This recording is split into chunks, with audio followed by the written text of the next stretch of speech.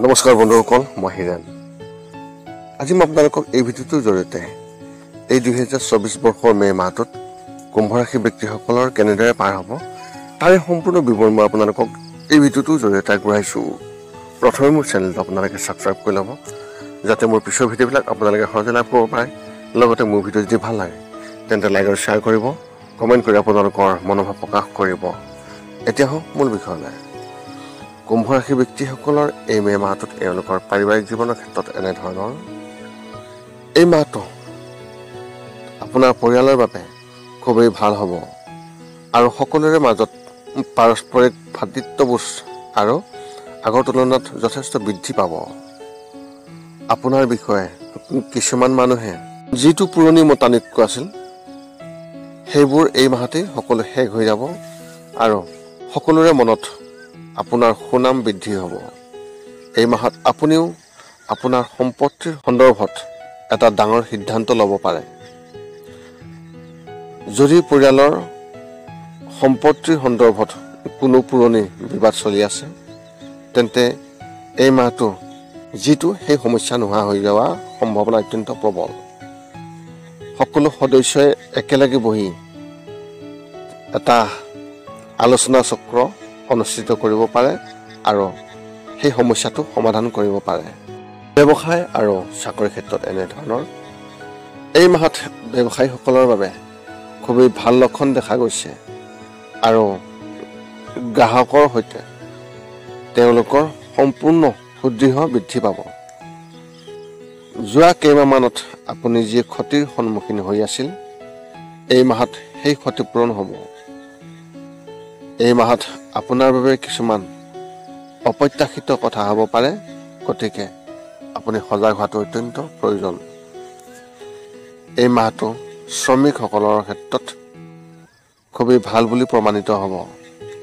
চৰকাৰী আৰু বেচৰকাৰী দুয়োটা কাম কৰা সকলো ব্যক্তিৰ বাবে এই মাহটো খুবেই ভাল লক্ষণ কঢ়িয়াই আনিছে আৰু তেওঁলোকে নিজৰ কৰ্মক্ষেত্ৰত সফলতা লাভ কৰিব।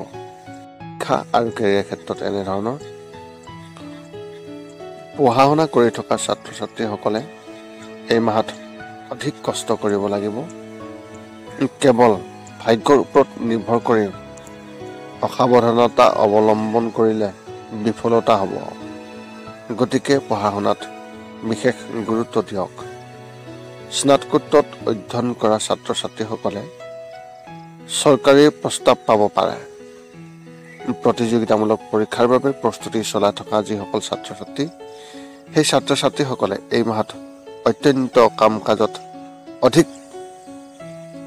কাম কাজত অধিক মনোনিৱেশ কৰিব আৰু নতুন নতুন কথা শিকিবলৈ তেওঁলোকৰ গুৰুত্ব থাকিব।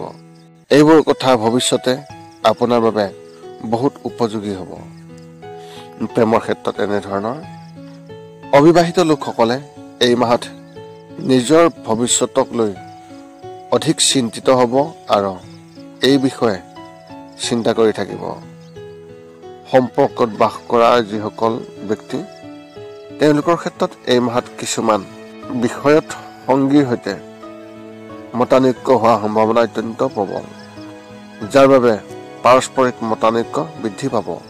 যিসকলে বিবাহ পাশত আবদ্ধ হৈছে তেওঁলোকে তেওঁলোকৰ সংগীৰ পৰা সম্পূৰ্ণ সহায় লাভ কৰিব আৰু পৰিয়াল আৰু ব্যৱসায়ৰ সম্পৰ্কীয় বিষয়ত তেওঁলোকে সহযোগিতা পাব। সহযোগীৰ পৰা উৎসাহ লাভ কৰিব, যাৰ ফলত পাৰস্পৰিক বিশ্বাস শক্তিশালী হ'ব। বিবাহৰ বাবে অপেক্ষা কৰি থকা ব্যক্তিসকলে হয়তো মাতৃৰ ফালৰ পৰা এটা ভাল সম্পৰ্ক লাভ কৰিব পাৰে। স্বাস্থ্যৰ ক্ষেত্ৰত এনেধৰণৰ। আঁঠুৰ বিষৰ সমস্যাই আমনিদায়ক হ'ব পাৰে। মাহৰ মাজভাগটো এই সমস্যা বৃদ্ধি পাব। গতিকে ৰাতিপুৱা ফুৰিবলৈ যোৱাৰ অভ্যাস গঢ়ি তোলক, যাতে আপুনি সুস্থ হৈ থাকে। শৰীৰত দুৰ্বলতাও বৃদ্ধি হ'ব পাৰে আৰু মনটোৱে কামত মনোনিৱেশ কৰিবলৈ অলপ কম সক্ষম হ'ব। ঘৰত কাম কাজৰ সন্দৰ্ভত চিন্তা হ'ব পাৰে, কিন্তু বেছি দিন নাথাকিব। যদি আপুনি ভ্ৰমণলৈ যোৱাৰ পৰিকল্পনা কৰিছে তেন্তে ইয়াৰ চিন্তাই আপোনাক আমনি কৰিব পাৰে। এনে পৰিস্থিতিত কাৰোবাৰ লগত শ্বেয়াৰ কৰিলে খুবেই ভাল হ'ব। আপোনাৰ এই মাহত শুভ সংখ্যা হিচাপে 7 আৰু শুভ ৰং হিচাপে আপুনি এই মাহত নীলা ৰং ব্যৱহাৰ কৰিব পাৰে। এই আছিল মে' মাহটোত কুম্ভ ৰাশি ব্যক্তিসকলৰ কেনেদৰে ফলাফল লাভ কৰিব তাৰে সম্পূৰ্ণ বিৱৰণ।